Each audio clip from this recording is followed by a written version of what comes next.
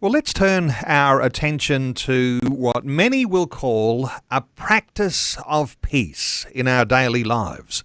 So at the centre of all the chaos and the turmoil of family and work, how do we discover the peace that we are promised in the Scripture? Jesus said to his disciples, "Peace I leave with you, my peace I give you.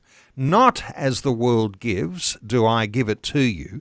Yet let not your hearts be troubled, neither let them be afraid." Those words in John 14, verse 27. Well, author Michael John Wood deals with the importance of peace in his latest book. It's called Practicing Peace: Theology, Contemplation and Action. Michael's joining us. Michael, a special welcome along to 2020. Yeah, thanks, Neil. It's lovely to be with you, and thanks for asking me to come. Michael, this has been your life. You've been a priest for 27 years, some of that time working chaplaincy, other times leading a church.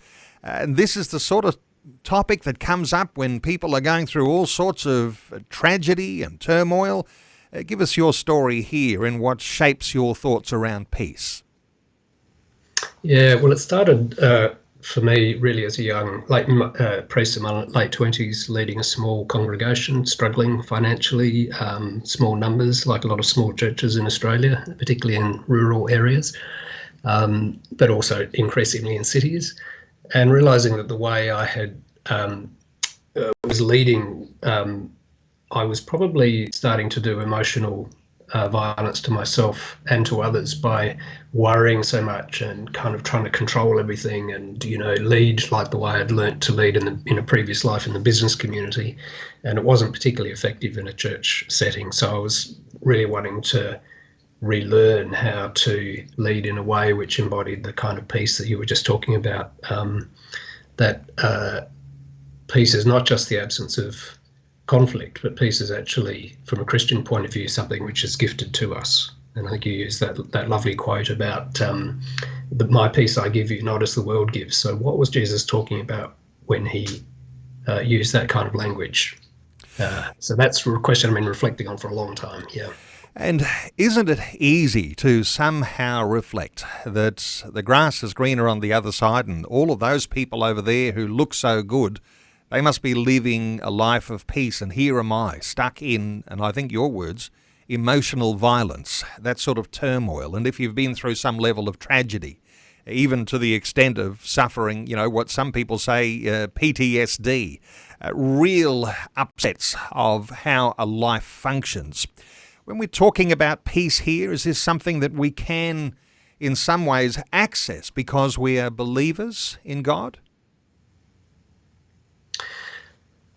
Yeah, well, I think this is why it's a great question. It's one of the reasons I've structured the book in three ways, through looking at it through lenses of theology or reflecting on what we learn of Jesus in the Bible, prayer and action. Is that I think the way into peace can come in different ways for different people, but all three ways are valid. So some people will encounter the peace of Christ in particular through the reading of the Scriptures.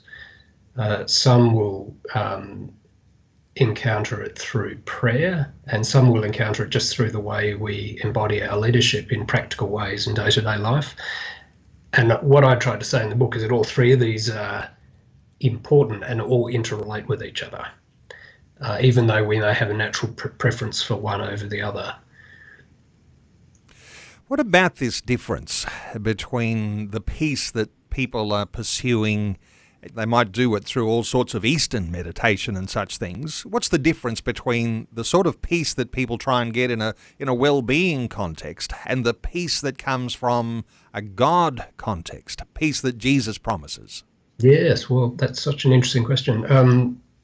I think a lot of the meditation of the mindfulness variety, for example, which I think is fine as far as it goes, it can only take us so far, which is about being more reflective about the way we're thinking about people and things. It's perfectly fine.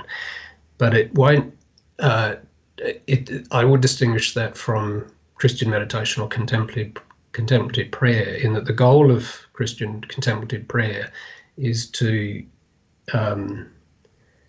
attend to what God is doing in us through us and calling out of us. So it becomes a change in perspective there, not from the way we try to create peace in a kind of a heroic way, but the way in which we allow the Spirit of God, Christ is our peace, so the way we allow the Spirit of God to work through us, that we become vehicles of that, I suppose, or what St. Francis said, channels of your peace, I think that's the distinction I would make. And in making that connection to God and becoming a channel of His peace, and that comes not only to us, but as you say, the channel then to others. This for ordinary people going through the ordinary daily turmoil, not mystics who spend hours and hours every day just contemplating. The way this might work for ordinary people, how do you reflect on that? Well, I guess I can only speak from my own experience, but I think, and I know this is incredibly difficult for people that live busy lives, and I have. I've got a parent of 2 children and worked full time for most of my working life. But actually creating little spaces in the day in which we can stop, even if it's just for 5 minutes, once or twice or 3 times a day, but to create pauses in our day in which we can just breathe, actually. That's the starting point. And offer our lives to God and sit. Now that can sometimes, I was on a train the other day where a woman sitting opposite me was not glued to her iPhone, but spent the entire 30 minutes with her eyes closed. And I thought, I wonder what she's doing. I don't think she was asleep, actually. I think she may be meditating or praying. And so I don't think necessarily has to be in a chapel. It could be on a train or a bus or under a tree or going for a walk at lunchtime and sitting in a park, but intentionally creating spaces in which we can come into God's presence, knowing that God is always there, and giving ourselves over to the great mystery of God's peace. I don't know if that answers your question. It does. And for listeners who are thinking, how do I find that special space? Sometimes we'll encourage people to have a daily devotional time. Would this be the sort of thing you'd make as a routine? And if you're in that devotional time and all you're doing is calling out to God for His help in the chaos that you're going through, to receive something that's going to help you deal with the chaos. Is this how peace works in practice, do you think? Not that the chaos will necessarily cease, but that you'll be able to deal with it in a Jesus-like way? Yeah, I think so. We always have to be a little bit careful in that if we're not careful, we could turn God into kind of a cosmic fixer, that somehow God is there just to sort of sort out my anxiety, and we wouldn't want to inadvertently go down that track. But I think the basic point you're making, which is the intentionality of devotion, is that we get into the habit of decentering ourselves. We are not the center of the universe, and the entirety of life does not depend on our heroic effort. So we're placing ourselves in that devotion you're talking about. We're placing ourselves at the disposal of one that we circle around rather than everything circling around us. I suppose one way of thinking about that. It does mean, doesn't it, that as we reflect on our relationship with Christ, this is not just a cognitive exercise. It's not just something we believe because we read something on paper, but this starts to get into the real practice of faith, doesn't it, that can affect every area of our lives. Absolutely. I think that's right. Yeah. From the way we walk to the way we talk, to the way we don't speak and listen. And making this practice of what it is to be a Christian believer, even deep things, profound things, real in everyday life. So when you're looking at your book title and you're talking about theology and contemplation and action, I mean, some of these things, it sounds like, you've got to have a degree to do those things, but you're actually reflecting on these things for ordinary people in ordinary hustle and bustle and chaotic circumstances.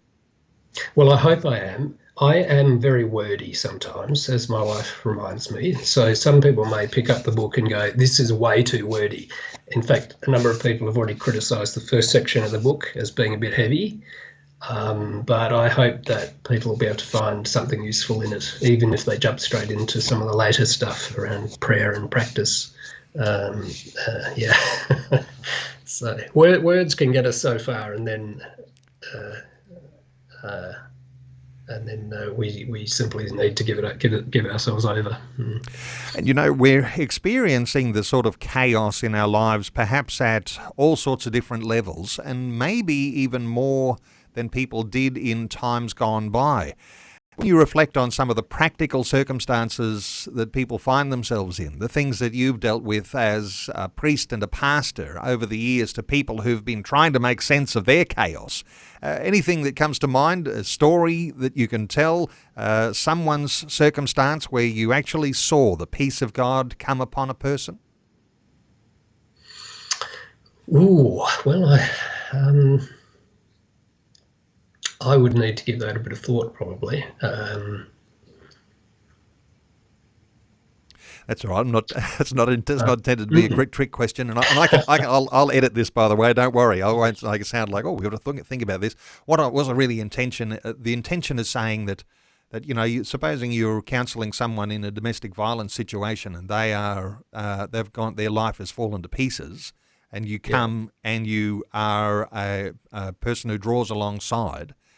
Just the fact of a prayer into the circumstance, bringing the presence of God. Is this one way you can talk? So if I just frame this like, Michael, if there's a way that listeners to our conversation today can see how peace can work, we'll all know someone who is in turmoil right now. What's a way of bringing that peace into their environment? I think that one of the best ways we can bring peace into the environment of a person in turmoil is to simply focus on the quality of our attention in our listening to that person. We don't have to fix them. They're not a problem to be fixed. We don't have to give them smart advice. We don't have to try to make them feel better about themselves, but simply being with them compassionately and being present and for them to know that we are listening to them very deeply is something which is going to be more useful than anything in the world for them, probably. Just like in the book of Job, his friends sit with him in the ash heap for 7 days before they say a word. Then they lose the plot for the rest of the book. But they did take it was right for them to take 7 days before they began to speak. Exactly. And then everything they say after that is pretty much wrong. But all of that good work happens in that initial listening. What do we do with scriptures like 1 Peter 5:7? Cast all your anxiety on him because he cares for you. Is that a passageway? Is that a door to be opened into the peace of God, do you think? Yeah, absolutely. And I link it directly to what I said before, is that some people have the grace of experiencing what you've just described in prayer on their own. I think many times people will have an experience embodiment of that verse through the quality of the listening. So as we throw our cares onto a person who is genuinely listening to us deeply, we have a sense in which God is caring for us. So it's kind of what I think I heard a child say once, I want a God with hands. So yeah, I think it's a beautiful verse you've quoted. And, we're also called on by Paul, aren't we, in Romans chapter 12. If it's possible, as far as it depends on you, live at peace with everyone. So for that person who their peace is not coming from their family, in fact, they might be even experiencing all sorts of chaos, even domestic violence, or that person who is in the workplace and the boss has it in for them every day, you've got to turn up every day. Does the peace of God, do you think, come every day when you're facing the circumstances that actually are very difficult? I think the peace in that sense doesn't necessarily mean to put up, and I'm not saying that you're suggesting this is the case, but I want to make it clear. I don't think moving into toxic environments, whether it's domestic violence or workplace violence, requires us to tolerate things in the name of peace. I think what the peace may be is God giving us the internal security and centeredness to be able to address and name and challenge and sometimes find a way through that violence. Which is endemic in workplaces and families, unfortunately. So is peace, do you think, the product of our relationship with God, more specifically with Jesus, and the way he was able to deal with things even all the way to the cross? Is this relationship, does this really impinge on how we think about peace? Yeah, so I think it's an interesting question about how much is God's work, how much is ours, and how closely linked they are. So I think from a Christian perspective, peace is a gift of the Spirit, one of the fruits of the Spirit. And yet it also is then returned to God in the form of embodied practice. So the way and the quality with which we speak, the truthfulness with which we speak, the humility with which we speak, is all the way in which that fruit manifests itself in our actual relationships. So it is both gift and return at the same time. Wonderful reflection, and those words of Jesus: peace I leave with you, my peace I give you, not as the world gives do I give to you. Let not your hearts be troubled, neither let them be afraid. And for listeners wanting to look that up, John 14 and verse 27. And author Michael John Wood, his new book is called Practicing Peace: Theology, Contemplation and Action. And it's one of those books that's been shortlisted for this year's Australian Christian Book of the Year Awards. Those awards are being presented at the end of August, 31st of August. Michael, for people to connect with you, they can buy the book. Of course, the publishers, Whip and Stock. You can get a hold of it at online booksellers. And to connect with you personally, michaeljohnwood.com. And for listeners who want to connect on your website, is there any resource there, or how do you like to connect with your readers? If anyone would like to ask questions or provide feedback on the book, there's a contact form in the website. So just click on that, and that will then redirect through to my email. And you can get a hold, of course, of the ebook for use on your Kindle at Amazon. At michaeljohnwood.com. Michael, thanks so much for sharing your thoughts and your insights with us today on 2020. Thanks, Neil. Appreciate your time. Thank you.